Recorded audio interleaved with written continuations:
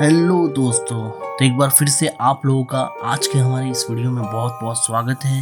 तो आप लोग देख रहे हैं डिटेक्टिव डायरीज और मैं हूं आपका होस्ट एंड दोस्त कॉनन पार्कर। तो आज है episode number 8 the old man.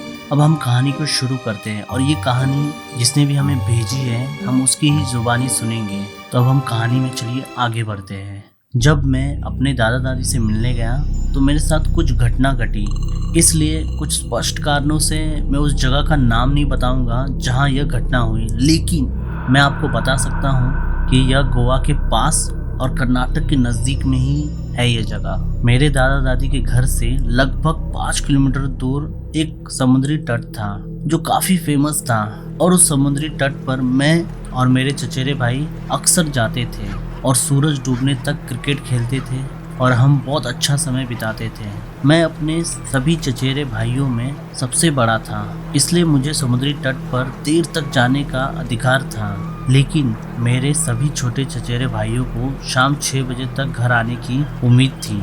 इसलिए मेरे चचेरे भाइयों के समुद्र तट छोड़ने के बाद मैं आवारा कुत्तों के साथ खेलकर प्रकृति के सच्चे आनंद का आनंद लेता था। पक्षियों को किनारे पर बहकर आई हुई छोटी मछलियों का शिकार करते और उन छोटी मछलियों को समुद्र में लौटने के लिए संघर्ष करते हुए देखता था। और भी बहुत कुछ वहाँ नज़ारे देखने मिलते थे। मेरे पसंदीदा आदतों में से एक मछुआरे के साथ बातचीत करना था, इसलिए मैं आमतौर पर शाम को मछुआरों को गहरे समुद्र से मछली पकड़ने के बाद अपने जाल और नाव को बांधते हुए देखता था। एक शाम में सुबो गुवाड़ा नाम के एक मछुआरे के साथ शानदार बातचीत कर रहा था और वो बहुत मनोरंजक व्यक्ति था और उसके पास साझा करने के लिए बहुत कुछ था।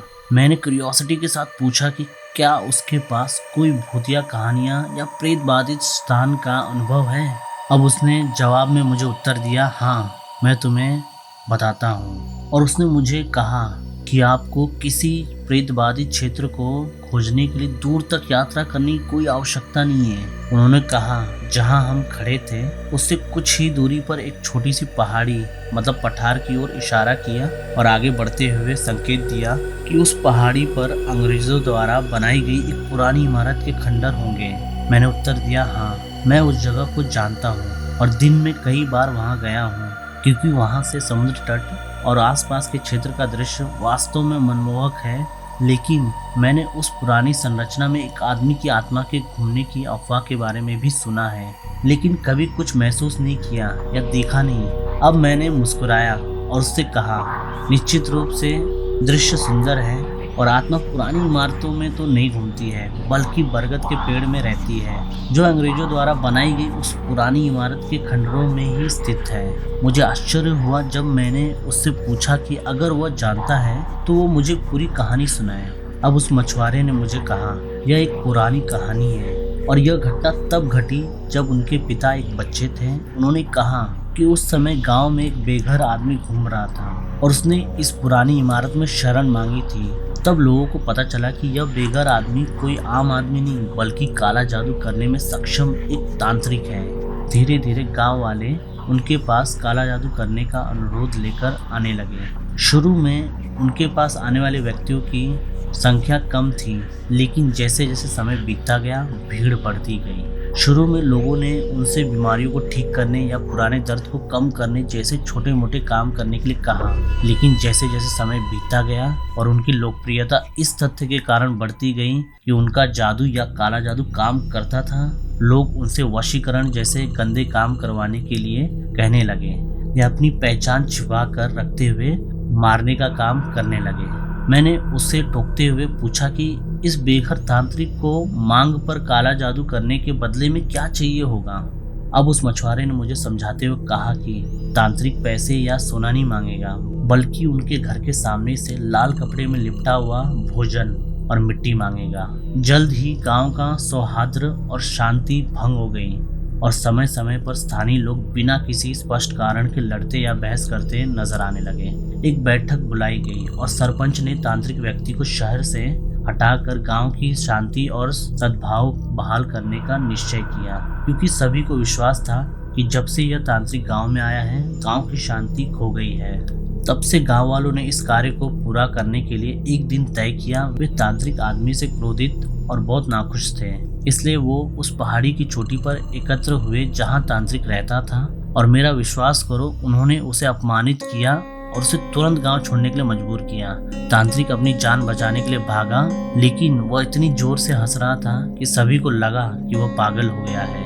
कुछ महीनों तक गांव में शांति थी और हर कोई खुश था, लेकिन एक दुर्भाग्यपूर्ण दिन आया जब शहर में एक रहस्यमयी प्लेग फैल गया और लोग बीमार पड़ने लगे। फसलें नष्ट हो गई, लोगों की आय बंद हो गई और गांव ने एक बार फिर अपनी शांति खो दी। गांव वालों ने गांव के मंदिर के मुख्य पंडित से परामर्श करने और उनसे मार्गदर्शन लेने का निर्णय लिया। इस साधना को करने के बाद पंडित ने कहा कि तांत्रिक वह है जो हर चीज के पीछे होता है, वह वही है जो समस्या पैदा कर रहा है और लोगों से प्रतिशोध चाहता है। तांत्रिक को पकड़कर न्याय के कटघरे में लाना चाहिए, लेकिन कोई नहीं जानता कि तांत्रिक कहाँ है। इसलिए पंडित ने अपनी साधना से उसका पता लगाया और पता लगाया कि वह कहाँ छिपा है।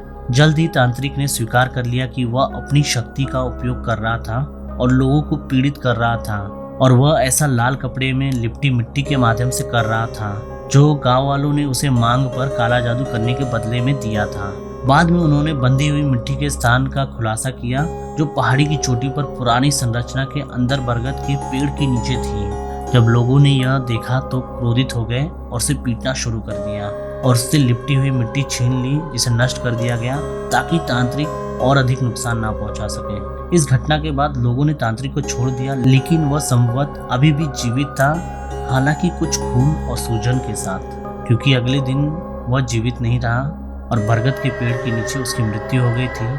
इससे भी अधिक आश्चर्य की बात यह थी कि उसका शरीर सड़ चुका था, मानो वह कई सप्ताहों से मरा हुआ हो। पुलिस पहुंची और जैसा कि प्रथा है सभी उचित प्रक्रियाओं का पालन किया गया और मामला बंद कर दिया गया, क्योंकि सबूतों की कमी के कारण हत्यारे का पता नहीं चल पाया था। पंडित जी को आभास हो गया था कि कुछ बुरा होने वाला है, इसलिए उन्होंने सभी गाँव वालों को इकट्ठा किया और तांत्रिक की आत्मा की शांति के लिए पूजा करने की मांग की, और उन्होंने बरगद के पेड़ को कुछ लाल रंग के धागे से बांध दिया और उनसे कहा अगर वे ऐसा करेंगे तो उनके साथ कुछ भी बुरा नहीं होगा। उन्होंने पेड़ से दूरी बनाए रखी और अपने काम से काम रखा। तब से इस साइट को छोड़ दिया गया है, लेकिन समय समय पर कुछ लोग, विशेष रूप से छोटे बच्चे, इसके करीब पहुंचेंगे और अलौकिक अनुभव प्राप्त करेंगे। और इस कहानी को सुनने के बाद मैं मछुआरे से अलग हो गया, जिसने भी अलविदा कह दिया क्योंकि काफ़ी देर हो चुकी थी। दिन बीतते गए और एक दिन मैंने अपने एक चचेरे भाई के साथ पहाड़ी की चोटी पर जाने का फैसला किया। तो शाम का सूरज डूब चुका था और हम उसका आनंद ले रहे थे। आसमान नीला था और ठंडी समुद्री हवा हमें नशे और आराम दोनों का एहसास करा रही थी, इसलिए हमें बहुत आराम महसूस हुआ और हमने हर दिन पहाड़ी की चोटी पर जाने का फैसला किया। और कभी कभी हम दिन के दौरान भी उस पहाड़ी की चोटी पर जाते थे। एक शाम क्रिकेट खेलने के बाद मेरे चचेरे भाई ने पहाड़ी की चोटी पर जाने की जिद की, क्योंकि यह उसके लिए एक तनावपूर्ण दिन था और पहले ही देर हो चुकी थी। इसलिए मैंने सुझाव दिया कि हम पहाड़ी की चोटी पर जाने के बजाय घर चले जाएं, क्योंकि उस समय शाम के 7 बजे थे। लेकिन उसने जोर दिया, इसलिए मेरे पास उसके साथ पहाड़ी की चोटी पर जाने के अलावा कोई विकल्प नहीं बचा, क्योंकि मैं नहीं चाहता था कि वह अकेला रहे। हमने कुछ देर तक वहीं बैठे रहे और समुद्र को देखते रहे जब तक कि आसमान में अंधेरा नहीं हो गया और आसमान में कुछ तारे दिखाई देने लगे। मैंने उससे पूछा कि क्या हमें अब निकलना चाहिए, और उसने हाँ कहा। इसलिए हम अपनी बाइक की ओर चल दिए जो सड़क पर खड़ी थी। हमें अपनी बाइक के रास्ते में उस पुरानी खंडर इमारत को पार करना था और मुझे उस बरगद के पेड़ को देखने की तीव्र इच्छा थी जहाँ उस तांत्रिक को मृत पाया गया था। और पंडित जी ने सारी पूजा की थी, इसलिए मैं और मेरा चचेरा भाई खंडर में घुस गए और पुराने बरगद के पेड़ के पास गए। वो कहानी से अच्छी तरह वाकिफ था, क्योंकि मैंने उसे मछुआरे के साथ हुई हर बातचीत के बारे में बताया था।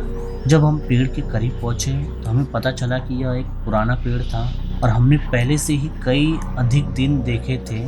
पेड़ के नीचे मिट्टी के छोटे छोटे दिए और कुछ धागे भी थे, लेकिन वो बहुत पुराने लग रहे थे। हम पेड़ के करीब चले गए और वह झाड़ियों से घिरा हुआ था और हम इसे और अधिक ध्यान से देखना चाहते थे। अचानक वातावरण बदल गया और हम दोनों को एक खराब माहौल, साथ ही एक भयानक गंध महसूस हुई, जैसे कि कोई जानवर सड़ रहा हो। हम दोनों अचंभित थे। हमने जाने का फैसला किया और अपनी बाइक की ओर बढ़े, जहां सड़क के किनारे से पेड़ अभी भी स्पष्ट रूप से दिखाई दे रहा था। हम दोनों बाइक पर बैठे और निकलने का फैसला किया, लेकिन तभी मेरी नज़र उस पर पड़ी। मैंने देखा कि एक ओल्ड मैन पेड़ के नीचे खड़ा था, लेकिन उसका चेहरा दूसरी तरफ था और मेरे भाई ने भी उसे देख लिया। हमने अपनी बाइकें ऐसी चलाई मानो हमारी ज़िंदगी इसी पर निर्भर हो। और जब हम घर पहुँचे तो हम दोनों ने एक ही सवाल पूछा, वो आदमी कहाँ से आया? वो आदमी कहाँ से आया था? हमें पूरा यकीन था कि यह वही तांत्रिक ही है और हमने कभी वापस नहीं लौटने की प्रतिज्ञा की। तो आज की कहानी द ओल्ड मैन यहीं पर ख़त्म होती है। तो आई होप आज की कहानी आपको पसंद आई होगी, और अगर आपके पास भी इसी तरीके की रियल लाइफ हॉन्टेड एक्सपीरियंसेस हैं तो आप मुझे कमेंट बॉक्स में दिए गए मेल आईडी पर शेयर कर सकते हैं। और आज की कहानी आपको कैसी लगी आप मुझे कमेंट बॉक्स में कमेंट करके ज़रूर बताएं। तो इस कहानी को हम डिटेक्टिव थ्योरी से समझने की कोशिश करते हैं कि इसमें हुआ क्या। जैसा कि हमने सुना कि दो बच्चे समुद्री किनारे कहीं दादा दादी के किसी पुराने गांव में घूमने गए हैं और कुछ मछुआरे से मिलते हैं और पुरानी कहानियां सुनते हैं। तो पुराने ज़माने में बहुत सारे इंसिडेंट हुआ करते थे वहाँ। उस टाइम पे ज़्यादातर लोग पढ़े लिखे नहीं हुआ करते थे, तो इस तरह के इंसिडेंट काफ़ी कॉमन हुआ करते थे। और बहुत सारी ऐसी जगह हैं जहाँ पर गांव हैं जहाँ पे लोग अभी भी ज़्यादा पढ़े लिखे हैं नहीं, वहाँ पर ऐसी इंसिडेंट होती ही रहती हैं।